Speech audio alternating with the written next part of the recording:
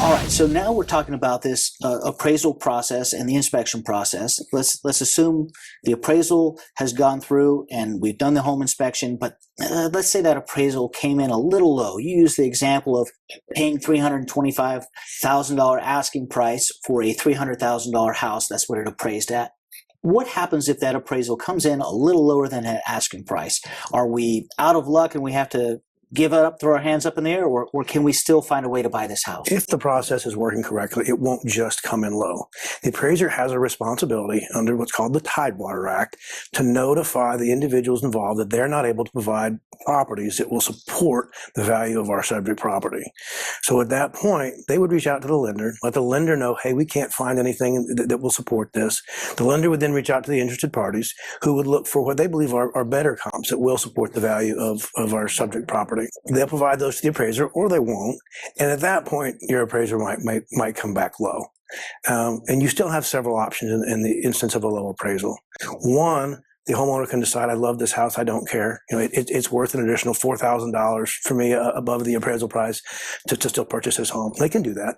They can also do what's called a reconsideration of value, or I should say request a reconsideration of value. In this instance, you would take probably those same comps that the realtor sent to the appraiser, but now we're going to send them to VA's regional loan office, and they're going to have one of their own valuation people look through these. And at that point, they can determine this house is worth more than the appraiser believed it was. And that's saved many deals. The last thing you can do, of course, is just walk away. The seller won't come down on price. You're not willing to pay the higher price. Maybe we don't reconcile these differences and we go look for a different home.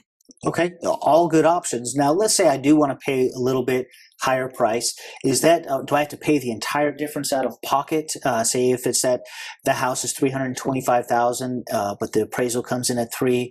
Does that mean I need to pay $25,000 as a down payment, or how does that work if I want to make up that difference? You're going to be paying that entire overage out of pocket.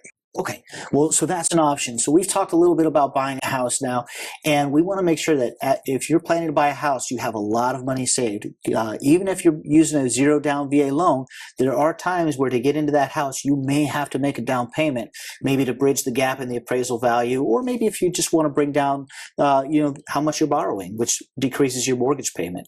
Okay, let's talk a little bit about property types. So I know I can buy a single family home. That's what I've purchased. And I know there are other types of properties, but there aren't just standalone houses, right? You've got condos, you've got raw property. Maybe you want to build a home. There are manufactured homes. There's all kinds of homes that people live in.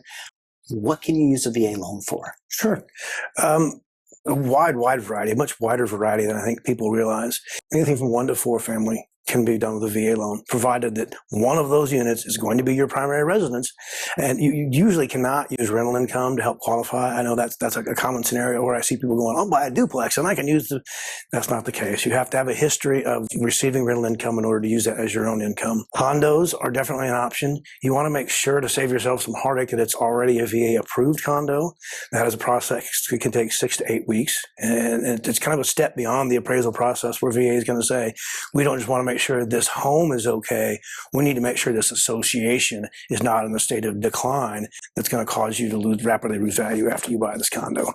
Yeah, my wife, when we got married, she already owned a condo, and her association was pre-approved by the VA. So it sounded like somebody had previously used a VA loan in that association or in that condo development. So we didn't have to do anything different there. But if that condo unit or association is not already approved, then you'd have to go through that process to make sure that could go through. And you really want to make sure that your realtor, when you're pursuing a home like that, you want to make sure your realtor checks with the association to make sure that they're willing to go through the process and that there's someone who will cooperate with the lender, because there's a great deal of work that needs to be done on the association side.